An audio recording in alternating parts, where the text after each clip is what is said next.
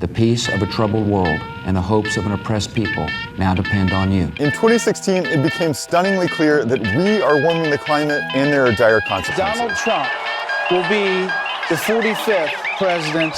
There's not a lot of politics in music. It's got something to do with the fact that record companies find it harder to make money out of music, so they are less inclined to sign young artists with nothing controversial. Nothing controversial, basically. Gorillaz has never been the type of band to shy away from the arena of politics. The animated band is the child of Damon Albarn and Jamie Hewlett.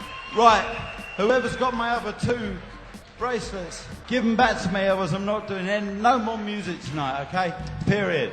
Unless they're on that stage in fucking two minutes, I'm not gonna do anything else fucking ever again in Spain, so I want them back now, alright? I've been a fan of Gorillaz for years, and over time I've tried to make sense of so many of the songs. What I've learned is that Gorillaz, in the most basic sense, tries to offer a sense of good times, good vibes, good music, and even political thought. However, with the release of Humanz in 2017, the political insight has turned into political indoctrination. At least to myself, that is. Humanz comes off as a bit sloppy when trying to describe the current era of politics. Although I do enjoy most of the hip-hop and collaborations within most of the songs in the album, the message itself seems cheap and obvious when compared to their past discography. But first, here's a brief history of what made past Gorillaz albums so great.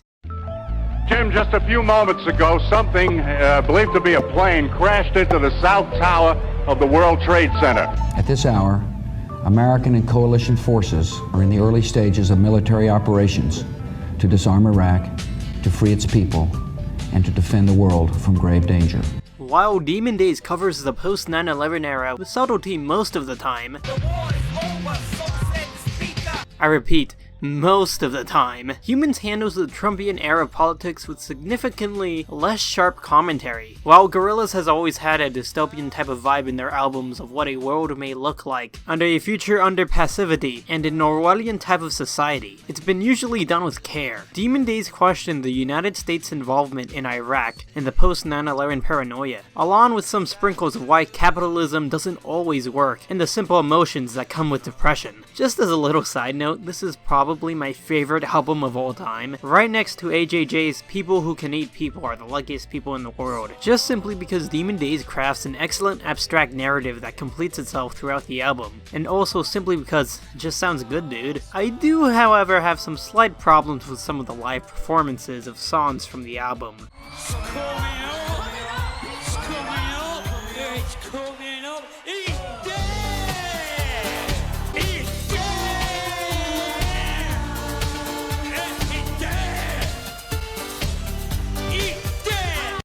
3,000 miles from the mainland, a remote paradise that's become a rubbish dump. Its beaches are now more densely polluted with plastic than anywhere else on Earth. Plastic Beach asked if a world would continue to survive under man-made environmental disasters and the dependence to make war, plus other added topics about consumerism and its presence among society. When I first listened to Plastic Beach, I didn't take too kindly to it. I didn't really understand it, but over the years, after countless of listens, I learned the Plastic Beach conveys the farewell of Mother Nature. It predicts that the future will produce new technology and overtake nature with it. The songs grew on me, and over time I would eventually pick a Rhinestone Eyes as my favorite Gorillaz song. The American dream is dead.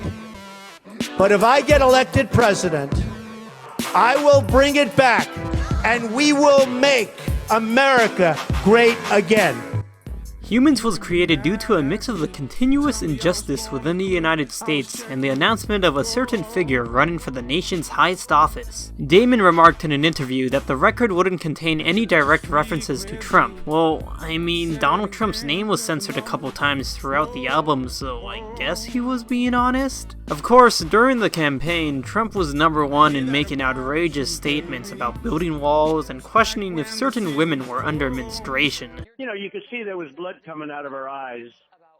blood coming out of her, wherever. That this led to Damon's illusion that a society under the Donald would be a total disaster. Thus enters Humanz, inspired by the increasingly divided country during the 2016 election on social issues, most specifically regarding race. Now, I do realize what the deeper meaning of Humanz tries to be. It explores a world where no one cares who gets elected anymore. It serves as a hypothetical where the world is about to end, as it's on the brink of doing so. The repercussions of nihilism, that is, a rejection of moral principles and how anarchy can bestow itself through it. As with Demon Days, there is a story within Humanz that I was somewhat able to understand after listening to the album a couple times. So the album at various points has these listings known as interludes. They're there to separate the different story sections in the album. I'll try to be as concise as possible when explaining the album's purpose. I'll only cover the most important interludes. I switched my robot off. The album begins with the interlude I switched my robot off. It suggests how the uses of the smartphone, for instance, may have led to a detriment in society. We've come a long way since the telegraph, but the problem that the album tries to express is that we've gotten too dependent on our gadgets. People need to start paying more attention to the real world events, and if they don't, something unsettling can happen.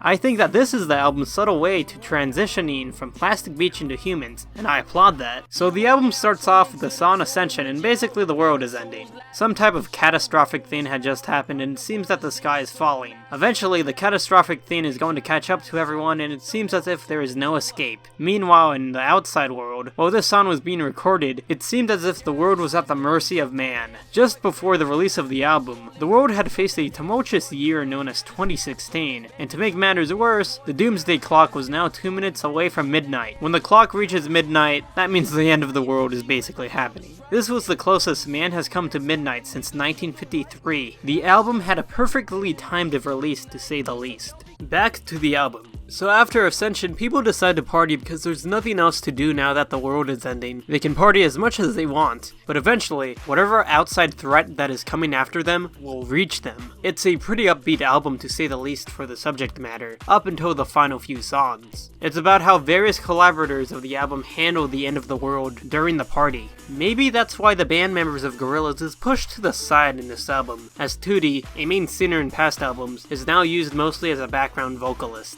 The collaborators are used to convey the necessity of others and social interaction during a party, while Tootie himself mopes around aimlessly throughout the album. Throughout the record, the song's upbeat attitudes seem to have an ominous feel to them, implying that there is something wrong that not everyone can ignore. This is evident in moments with an abrupt shift in the beat.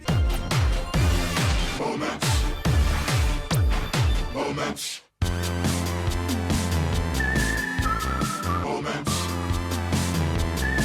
I'm talking about the Cool Clown Clan. Whatever the monster is that is terrorizing the outside world, it's coming. There's an unorthodox way the album handles the messages to its songs, at times being extremely obvious, and at other times it can be completely abstract. In the song Charger, it took me a while to try and figure out what in the hell it was trying to express. So in Charger, Tootie is being haunted by this ghost, and he gives into it. The ghost is supposed to represent a troll online, and the Charger is connected to an unknown area. The unknown area being the internet, and in return, we're getting back information that might not be reliable. Tootie becomes more hateful as he goes through online tirades and aggressive arguments. Think of the idea of fake and biased news. It's extremely important to understand what is real and what is fake, because misinformation can lead to horrible consequences. Thus, defining the issue with technology and our reliance on it once again. As the album reaches the halfway point, the song Busted in Blue presents itself as a sort of lament for Tootie. As the end of the world nears, he's angered on how the apocalypse could have been prevented. It's about what could have been and wishing on things that we as people desperately want. And then the album changes again. The danger is approaching the party, and it's obvious that the tone of the songs have changed, judging from the one titled Carnival.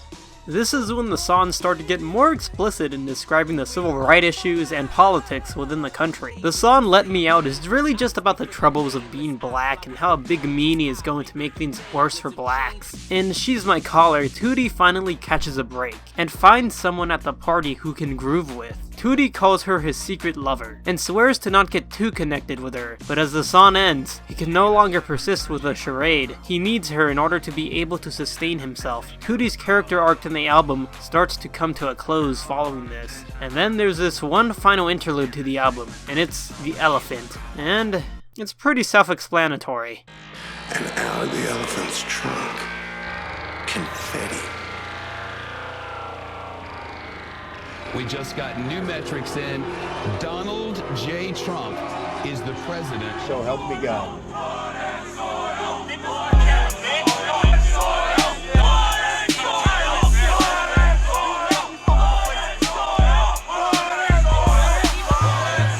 The climax of the album is Hallelujah Money. The danger and darkness that was outside has finally infested the party, and there's no escape. The danger has hit home. Obviously, this track is about Donald Trump and the mixed emotions of his election. At first, I actually heavily disliked this track when it came out, but with the context of the album, I believe it's more powerful now. The video for the song was released on January 19th, exactly one day before the inauguration of Donald Trump. When Tootie asks, "How will we know when the morning comes?" he directly references that in the morning, Trump will be the most powerful man in the world. The last song of the album is We Got the Power, and I thought, and still think, it's pretty meh. Basically it's just, we got the power to stop Donnie Trump, cause he is mean and bad. We got the power. The simple message is to resist the new administration when it does something out of line. The bonus tracks to the album are also pretty obvious. I mean, there's literally a song titled The Apprentice. Gee, I wonder what that one is about. The true final song, if you count the deluxe edition that is Circle of Friends. The friends someone has on their side will help them get through these tough times, even if it may seem that the sky is falling. And thus ends the album Humanz, an in-your-face, sometimes overbearing, heavily explicit political album that thinks that doom and gloom is over the horizon. Were some of the songs shit?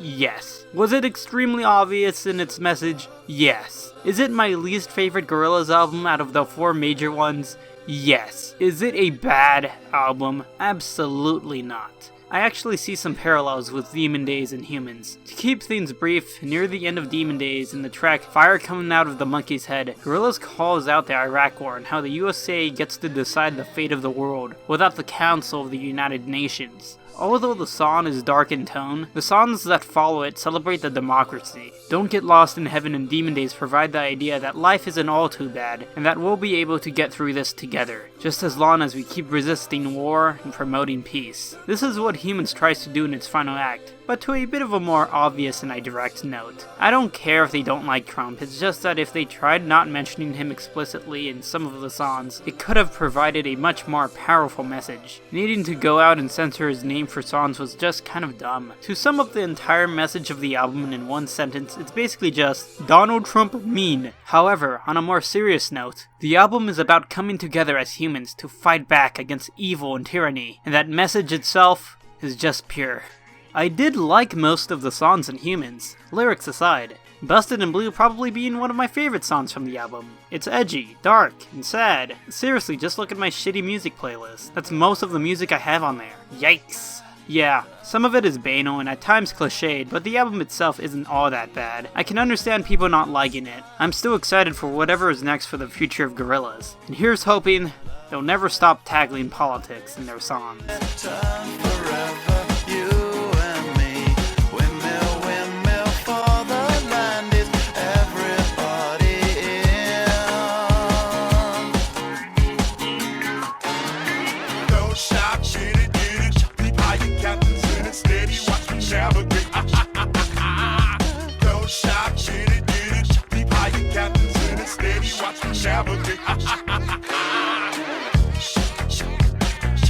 Hey, thanks for watching! If you want, you can watch my friend Sushi's video, as he delves into his own problems with Humanz. It's cool. Until next time, later.